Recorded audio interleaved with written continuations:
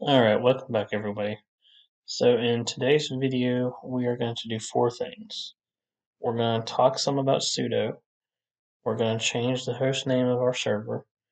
We're going to check the authentication logs. And we're going to change the time zone of our server. So first, let's talk a little bit about Sudo, and I touched on this in the last video.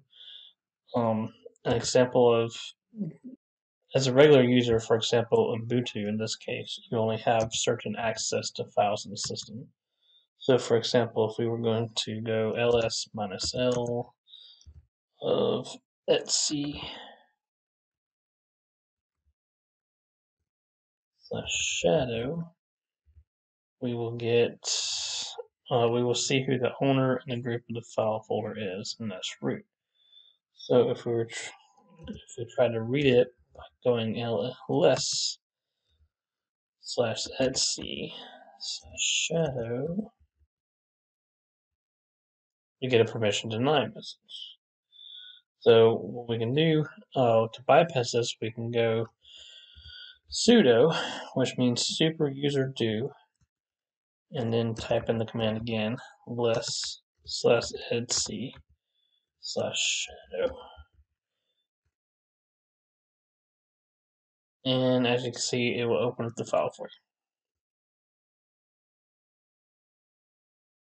you. And then you just hit Q to get out of it. And a shortcut for whenever you enter in a command and you forget to put sudo in front of it is to go sudo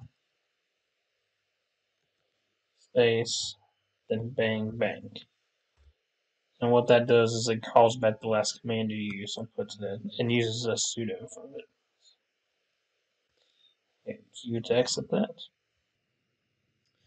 Now let's say you need to reboot the server to install updates. That is the reboot command. We're going to try to do it as a regular user. And failed to set wall meshes, ignoring interactive authentication required. That means basically you got to be a sudo user or root to do it. So we're going to do sudo reboot. And here it is closing. And once everything is backed up, you can verify that it actually restarted by going and typing in Uptime, and as you can see, it's been up 1 minute. If you want to see some other arguments you can pass to sudo, you can always do the man page for the sudo command.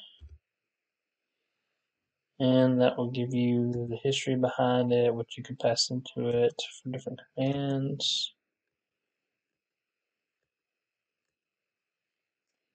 I'm going to hit SQ. To bypass having to enter in sudo, you can become the root user by becoming sudo-I. This is useful if you're doing a whole lot of maintenance to the computer and you're editing system files and config files, but most of the time, for most of the stuff you're going to be using on your server, you can do it as a basic user with sudo permissions. Alright, so now we're going to look at the host name, and let's just type in host name CTL, and that's going to show the static host name, the icon name, and some more information about your system, operating system, and the kernel. If you wanted to change your host name, that's going to be sudo again. Sudo hostname ctl set -hostname, and we're going to call this AWS2 for this example. And then we'll call back the host name to confirm that it's been changed without logging out, and logging back in. And as you can see, if you log out and log back in, your extension here will change also. So if you ever need to check your authentication logs, they are located at /var/log/authentication.log.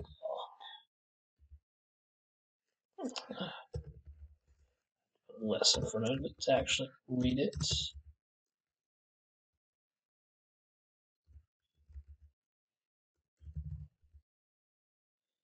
And here's our authentication log, and you can see the date and timestamp on everything. And hit Q and go back to the command line, and we can grep for something in particular. In this case, we're going to do sudo since that's what we've been playing around with tonight. And we need to do quotations.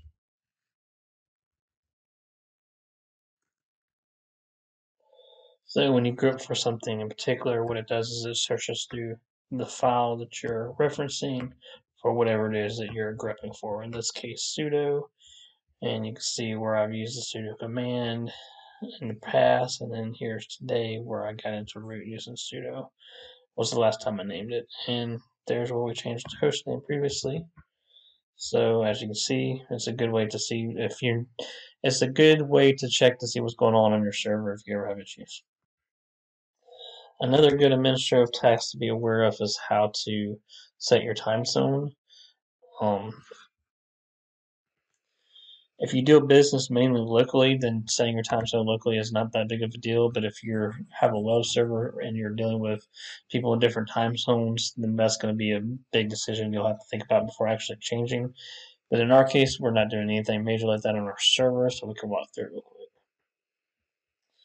And first, let's see the man page for time, date, CTA. And these are the different commands you can do for the time and date settings in your server. Alright, if you do sudo time date ctl, and then let's hit tab to see some stuff I can do.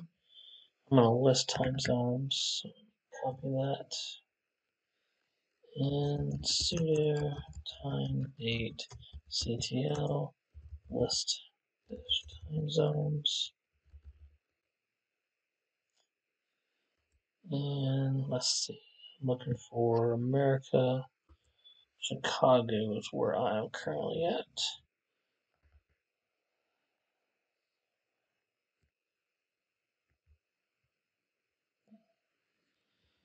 Alright, let's hit where that came from. Let's hit Q quit. We're going to do sudo time date ctl space set dash time zone